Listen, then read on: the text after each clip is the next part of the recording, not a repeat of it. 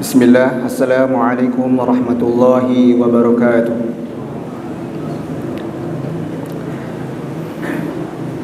Alhamdulillah alladzi sayyara ad-dina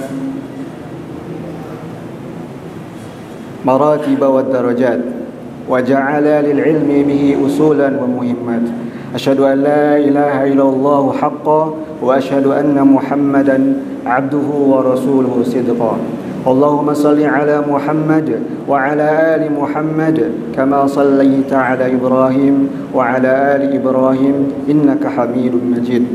Allahumma barik ala Muhammad wa ala ali Muhammad kama barakta ala Ibrahim wa ala ali Ibrahim innaka Hamidum Majid. Amma ba'du.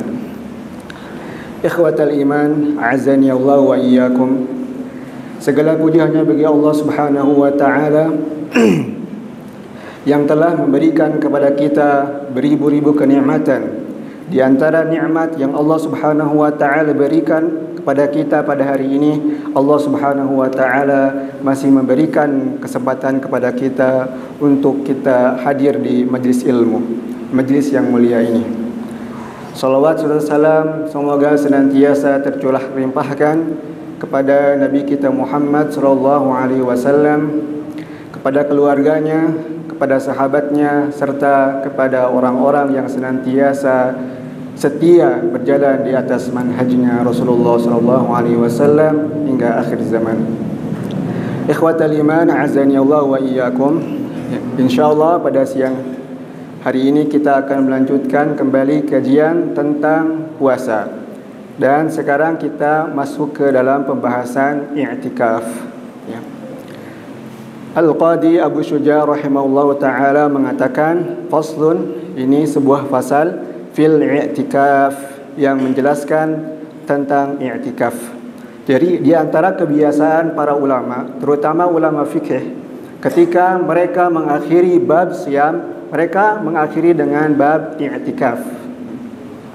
Dan i'tikaf secara bahasa adalah al-lubsu wal habsu, tetap atau menetap di suatu tempat. Sedangkan secara istilah, al-lubsu fil masjid min syahsin makhsusin biniyatin makhsusah, berdiam diri di dalam masjid yang dilakukan oleh orang tertentu dengan niat tertentu. Sebagian ulama mengatakan bahwa syariat i'tikaf ini merupakan syariat orang-orang terdahulu. Tidak hanya syariat Nabi Muhammad sallallahu alaihi wasallam, sebagaimana firman Allah Subhanahu wa taala, wa ahidna ila Ibrahim wa Ismail an tahhira baiti lit-ta'ifina wal 'akifina war ruk'is sujud. Dan kami perintahkan kepada Nabi Ibrahim, Nabi Ismail untuk membersihkan rumahku untuk orang-orang yang tawaf, yang beriktikaf dan yang sujud. Al-Baqarah ayat 125. Tidak hanya itu, bahkan syariat i'tikaf sudah dikenal di zaman jahiliyah. Sebagaimana Umar bin Khattab radhiyallahu taala anhu mengatakan kepada Rasulullah sallallahu alaihi wasallam, "Ya Rasulullah, inni nazartu an a'takifa fil ashril awakhir min Ramadan." Inni nazartu an a'takifa lailatan fil Masjidil Haram fil jahiliyah. Wahai Rasulullah sallallahu alaihi wasallam, sesungguhnya aku pernah bernazar untuk beriktikaf, untuk berdiam diri satu malam di Masjidil Haram pada masa jahiliyah. Kemudian Rasulullah sallallahu alaihi wasallam menjawab, "Ufi binadrik," maka laksanakan nazarmu. Maka dari sini bahwa syariat i'tikaf itu sudah dikenal oleh orang-orang terdahulu, tidak hanya dikenal oleh orang Islam saja. Qul ma'alif rahimahullah, wal i'tikafu sunnatun mustahabbatun. Dan i'tikaf hukumnya adalah sunnah yang dianjurkan, terutama di 10 hari bulan suci Ramadan. Dan akan beralih hukumnya wajib ketika seseorang itu bernazar untuk beriktikaf, maka hukum iktikafnya menjadi wajib. dan hukum i'tikaf sunnah bagi orang-orang yang melaksanakan di hari-hari biasa, bukan di 10 hari bulan Ramadan. Qauluhu walahu syaratan, dan i'tikaf itu memiliki 2 syarat ya. Sebagaimana i'tikaf itu merupakan ibadah, maka di sana ada aturan-aturan ya. Dengan aturan ini seseorang dikatakan atau disebut beriktikaf. Apa saja? Yang pertama an-niyatu. Yang pertama adalah niat. Nah, maka jika seseorang ingin melakukan i'tikaf, hendaknya dia berniat untuk melaksanakan i'tikaf. Karena jika seseorang berdiam diri dan dia tidak berniat i'tikaf, maka tidak dianggap beriktikaf, hanya saja berdiam diri di dalam masjid.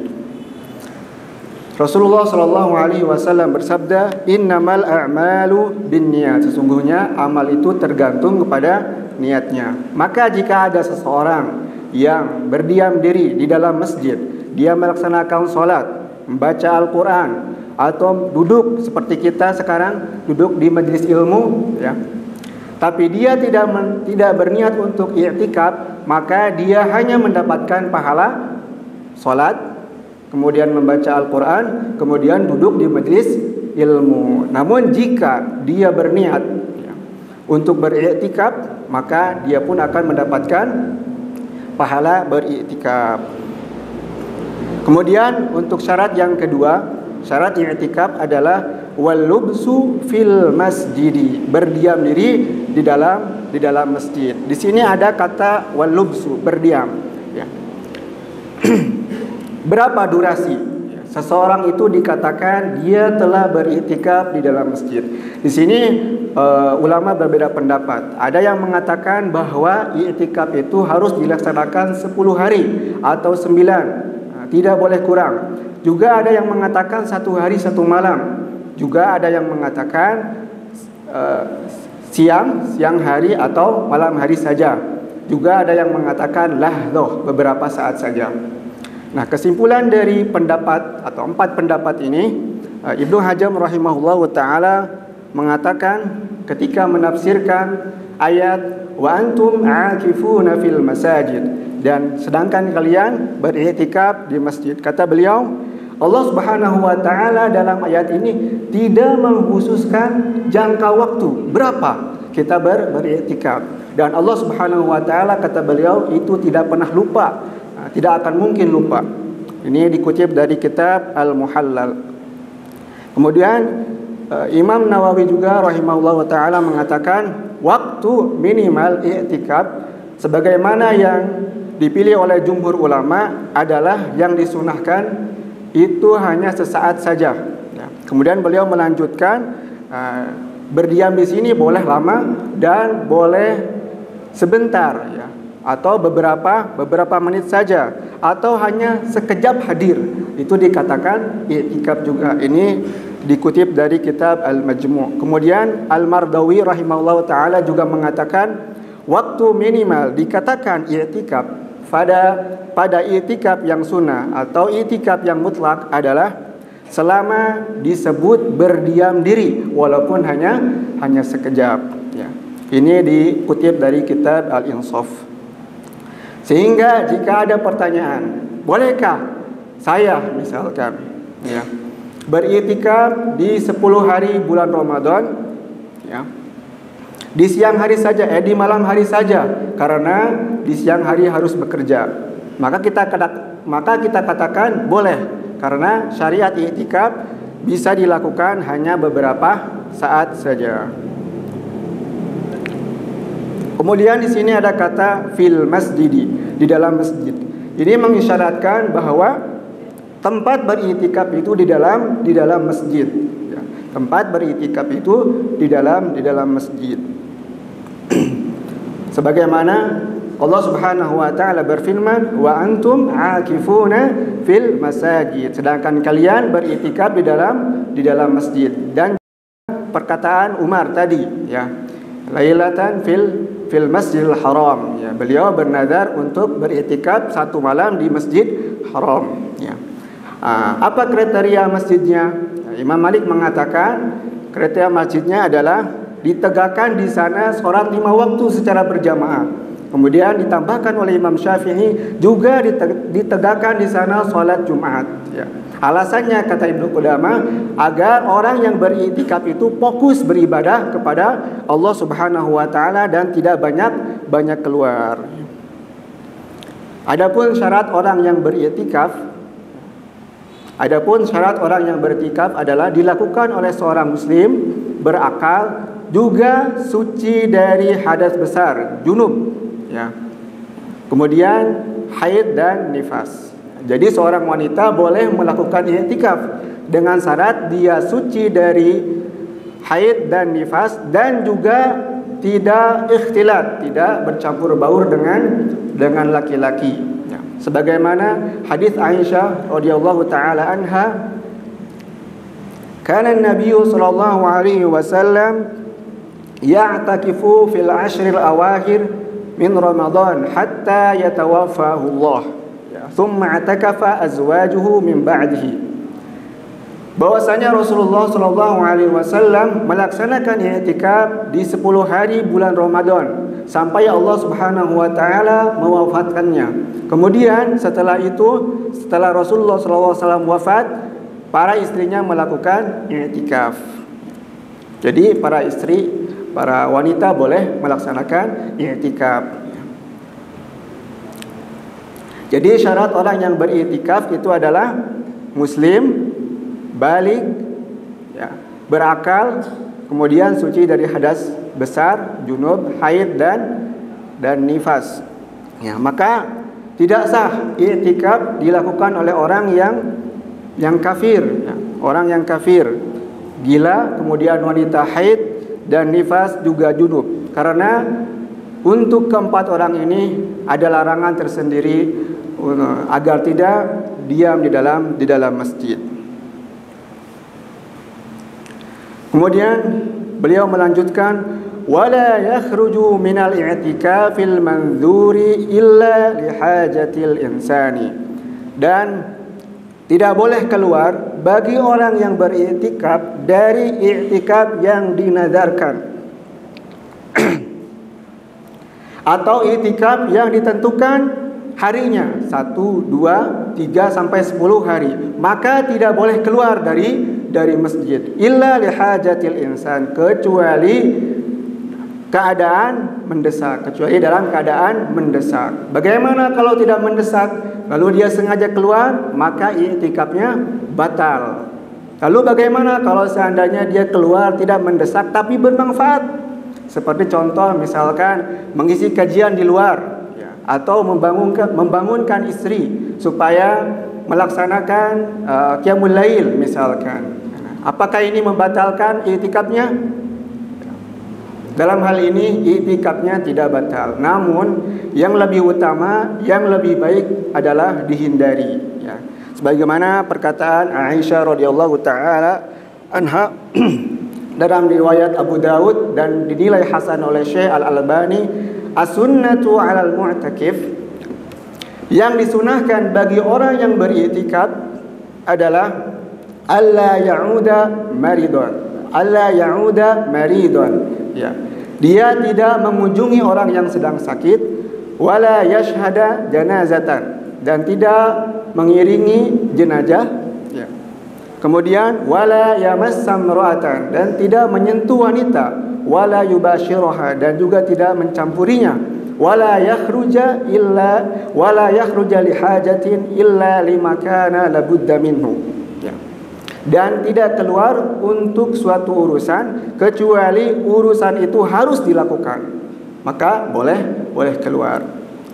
Ini tujuannya adalah agar kita fokus beribadah kepada Allah Subhanahu wa taala. Karena itu adalah hakikat i'tikaf, ya. Fokus beribadah kepada Allah Subhanahu wa taala di dalam masjid. Sebagaimana Imam Ibnu Qayyim rahimahullah taala mengatakan, wa rauhuhu uquful qalbi 'ala Allah. Dan ruhnya i'tikaf, hakikatnya i'tikaf adalah fokus hati beribadah kepada Allah Subhanahu wa taala, wa jam'iyatuhu alaihi, dan mengumpulkan hati kepadanya, wa khalwatu bihi, dan berkhalwat kepada Allah Subhanahu wa taala, berdua-duaan, ya. Wal inqita'u an istighali bil khalqi, dan juga memutus hubungan dengan para makhluk, ya. Wal insyighalu bihi wahdahu subhanahu wa ta'ala, akan tetapi sibuk beribadah kepada Allah Subhanahu wa ta'ala semata. Dan juga Ibn Rajab rahimahullah ta'ala mengatakan qat'ul alaiqi anil khalaiqi litisali bi khidmatil khaliq, ya, memutus hubungan dengan makhluk-makhluk agar bisa fokus berhubungan dengan Sang Khaliq, yaitu Allah Subhanahu wa ta'ala. Kemudian lanjut beliau, au udhrin min khaydin au nifasin, atau karena uzur, ya, boleh keluar karena uzur. Apa? Haid, ya, bagi seorang wanita yang melaksanakan i'tikaf, kemudian di tengah-tengah i'tikafnya dia haid atau nifas, ya, maka boleh keluar. Au maradin la yumkinul maqamu ma'hu, atau karena sakit yang tidak memungkinkan dia berdiam diri di dalam masjid bersama penyakit tersebut, karena dia butuh untuk berobat, butuh keluar menemui dokter, atau khawatir mengotori masjid, maka kita katakan bagi orang-orang yang seperti ini, ya, keluar ada hajat mendesak, kemudian uzur karena haid atau nifas atau karena sakit, ketika dia keluar dan ingin masuk kembali ke dalam masjid, maka tidak diwajibkan untuk berniat kembali. Akan tetapi yang lebih utama adalah selalu memperbaharui niatnya ketika kembali ke dalam masjid dengan alasan apapun itu. Wallahu a'lam. Kemudian yang terakhir kata beliau, wayabtulu bil wad'i, dan i'tikaf itu batal dikarenakan berjima, ya, sebagaimana Allah Subhanahu wa taala berfirman, wala tubashiruhunna wa antum aakifuna fil masajid, dan janganlah engkau mencampuri mereka sedangkan engkau dalam keadaan beriktikaf di dalam masjid, ya. Jadi ketika ada seorang yang beriktikaf dan dia mencampuri istrinya dalam keadaan dia sadar, baik di luar masjid ataupun di dalam masjid, maka i'tikafnya batal. Ya. Adapun orang yang bercumbu dengan istrinya, semisal mencium, yang meraba, bukan pada daerah tertentu, ya, selama dia tidak inzal, selama dia tidak keluar air mani, maka i'tikafnya sah. Namun jika keluar, maka i'tikafnya batal. Nah, ini saja yang bisa dapat disampaikan, semoga bermanfaat. Kita akhiri dengan doa kafaratul majelis. Subhanakallahumma bihamdika asyhadu an la ilaha illa anta nastaghfiruka wa natubu ilaik. Wassalamualaikum warahmatullahi wabarakatuh.